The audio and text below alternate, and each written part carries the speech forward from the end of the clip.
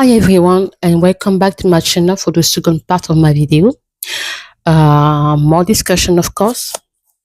It's better to have a microphone, maybe someone can understand me better. I don't know. So this is the second part of my video. Through the years, and you can look at my channel also. I talk a lot about how I believe for a long time that our enemies, the West is the West. That's what have been taught to me for a long time around in school and so on. No, this is how we African people think. And that's how we think, that the West is the problem of African. We keep reminding them of slavery, which took, I think, 400 years. But we never really address the Arabic slavery in Africa, which last 1300 years. We are quiet about that. Okay? We are quiet. The only people we are attacking as African are always Europeans, are always the white people, because the truth is because they are the one who listen to us. That's the truth. No? There are humanity in them. What these people did wrong in history, they admit, they recognize, and they say sorry. They have museum of slavery. They have museum of what they have done, even bad, even good and bad they do. They put it in museum. But the question I always have is, how many, do they even have a museum of slavery, of the Arabic slavery in these Arabic countries? The Arabic slavery that took 1300 years in Africa. Do they even say sorry about that? Do they even admit that crime of humanity? But Africans never go after them. They never talk about that. Okay? And still today, you have to see how the Arabic world treat Black Africans. Nobody talk about it. Okay? They still have the system of enslaving, not enslaving, but of hiring African women, of course, with the complicity of African themselves, like in the history for a long time, we have been a complicit, okay? We have participated in slavery in the two ways. For the European slavery, like the Atlantic and European slavery and the Arabic slavery, we have participated, 2 hands, 2 feet in it. But what is very special is Africans have this wonderful talent to remember. They have a selective memories to only remember the part that the white folks have played in the history of slavery, but they never tell you exactly what they have played in it. But I remember that in the movie, there was a guy who say, for a system that lasts so long, because it was a movie about the cartel, the cartel in America. And the man said to the girl who was kidnapped, he told her that for a system to last that long, it's because both parties are implicated. I don't recall that in school that Africans have really talked about the part they have played in the slavery, because they have sold their brothers. They have sold them. And actually, I truly believe that Africa should also apologize to the diaspora. But instead, they always play that the victim, that, we have been sorry you are gone because the white people took away from us. Okay, took you away from us, but they never tell you exactly how they took them away from us. And I am very disappointed because when I see many Black of the diaspora who are going to Africa, never asking for accountability, but they go to, again, bend to some ancestors and some gods that have not even helped them in the history. This God wonderfully disappeared in the ship, didn't help them there. Do you see the result? Okay? You ask yourself a question. And all these Africans who went to the diaspora, all these Black who went to the diaspora, all of them, most of them are poor. The only ones who maybe did better were those in the United States. And why? Because most of them became Christian. This is the truth. The other one in the black diaspora, they are practicing voodoo and so on. I don't know how they really, if, oh my God, I don't know if they really prosper. But you look in Brazil, you look in all these countries, Colombia, they are all poor. Black people are poor. The only place where you see black in the diaspora who have succeeded and who have been an inspiration in the world is Black America in the US. And when you look the background, most of them come from Christian families. Okay? All right. So I'm not going to go more on that. Some people might be angry. I don't care. It's a fact. And I'm glad that they cut themselves from this ancestral whatever because it never helped them. But I'm disappointed when I see some Black Americans going back to Africa and get initiated in these African temples of God who have never been there for them. And I'm disappointed because most of these Black Americans should ask Africa what really happened in the history of slavery. 400 years, you don't want to tell me that you didn't participate in it. Okay? I was happy when I saw the former president of Benin, who recently left, Patrice Talon. He said something interesting. Even if I didn't like everything that he said, but he said something interesting. He admitted that Africans also participate in the trade slavery. I mean, it's true. It's true. My cousin who wrote a book about the history of my town, there is a part where he in the book, he doesn't give his feeling. He just put in his book all the historical fact. You know, at the time of slavery, they were African themselves who were binding their brothers, keeping them behind their huts, waiting for the ship of the European to come back to take them. Because European at the time, I remember Thomas Sowell talk about that. Thomas Sowell said that white people couldn't stay long in Africa at the time. Now imagine what it was at the time. The weather, the density of the forest and so on. They came from country that was kind of cold. You think they could take? They couldn't. They were staying on the coast. So how come being on the coast, they could have people they could have slaves? No, it had people inside who were bringing these slaves and doing trade with them. Some of them even have children with them, okay, for their benefit. But all in all, this is little parenthesis. If you see the slavery of the white, the children, their offspring, they never kill them. They don't, I don't say they never, but most of them hadn't been eliminated. You still see they decent, they are mixed, they are decent of this situation that happened between the slave and the master. Sorry to say that, but it's a fact that then you have families who have white blood.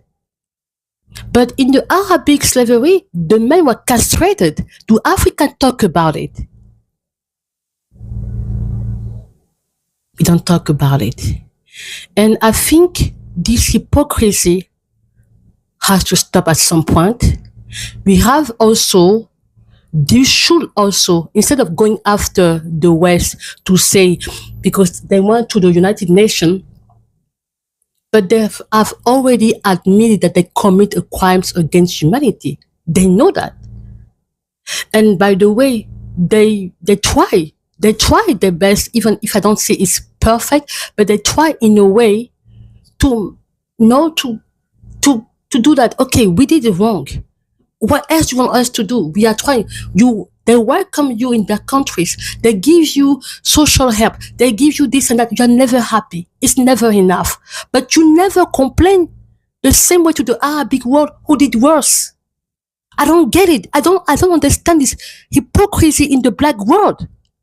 Not so long ago, how many years ago, there was slavery in Libya. How many black talk about it? Nobody. African, quiet. Black America, quiet. Black in South America, quiet. Nobody talk about it. They barely talk about it. They were selling black African for cell phones. And today it still happens in a way that in Arabic world there you have African from some country who are working as maids, but it really looks like slaves because they take away the passport. I think they call it the kafala system. I don't know what it is. I think it's something even from the government. It's not something bad. I saw that they even have application where they can have African women to work. How many hours? Crazy hours. Almost no life. You have to be submissive. What happened? I talked about that few years, last 2 years ago, or last I don't know, think last 2 years ago. The African women who were stuck in Lebanon, during the situation of the political unrest and kind of war, how we say like that, the people, they employer, I would call even master in a way, abandon them there and flee to other countries. You have African women who come from countries that you call, because you say we have countries. So where are these countries coming to take these women? They were from Sierra Leone. They were from Ghana. They were from this country, Kenya. Where were the government to take these women back home? These women were stuck. They were stuck in Lebanon in time of war. They were stuck in a big shelter like that with their children.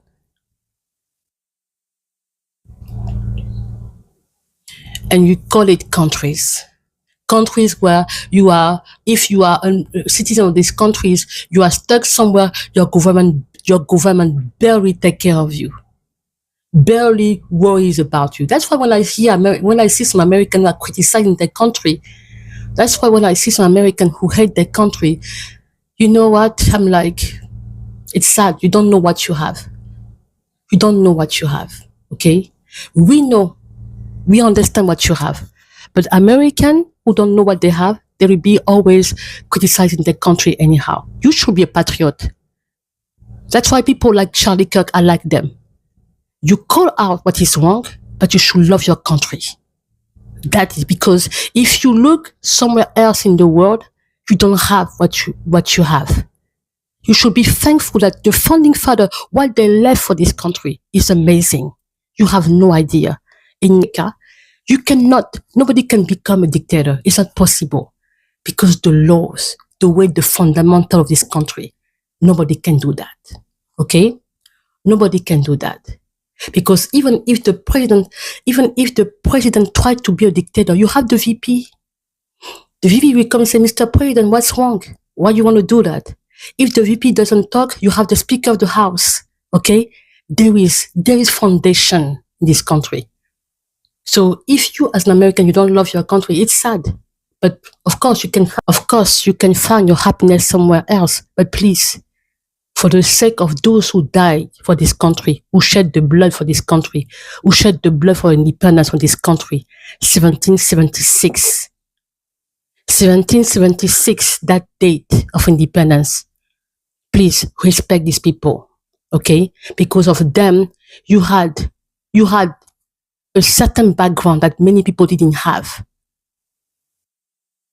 So this hypocrisy is so much in the African continent that I think maybe that's why we suffer, because there is so much hypocrisy. The same African I saw last time, some Pan-Africanists who were posting stuff like power to the Khomeini. Ayatollah, I don't know, Khomeini, the late religious leader in the Republic of Iran. He died. When I saw that, because I was already done with these Pan-Africanists, because something they were writing, I was done with it. But that one was the last straw for me. Why? Because, again, I talk about this split of this bipolar way of doing stuff. You complain about system that is oppressing people in Africa. You complain about government that are tyrannic in Africa. Okay, you denounce them. You talk about all that. But on the other hand, you are supporting a government that is oppressing the Iranian people. I didn't get it. I was shocked. Because when you see testimonies of women in Iran, not only women, even men, but women, because women is not the stronger gender. But when you see a government, a system, a regime that is oppressing women, it's so wrong. I read some testimony. I watched some testimonies about how they are treated there. There was a young journalist in Iran who reports a situation that happened, someone for the government, a woman who was dead she was killed, I won't say the word here, and the person who did it, I think, was someone close to this oligarchy system. They were close to these people there. She reported anyway. And the day after, I don't know if I call them the secret service, I don't know how to call these military people, were sent to her home. They told her to remove it. She said no. They called her, they threw her to jail. She said the jail there, where she was staying, there was no place to lay down on the floor because they were packed, many women. You will stand, you will stay on your feet, or you will sit. She said there was not even place to go to use the restroom. Imagine what it meant. You are all packed there and you do everything there. Imagine even when they have the period feminine cycle. What does that mean for these women? And you are here as a Pan-Africanist, you write power to the community. That was the last straw. I unsubscribe, I unfollow all the Pan-Africanists I was watching on YouTube and on Instagram. I was done. I was disgusted.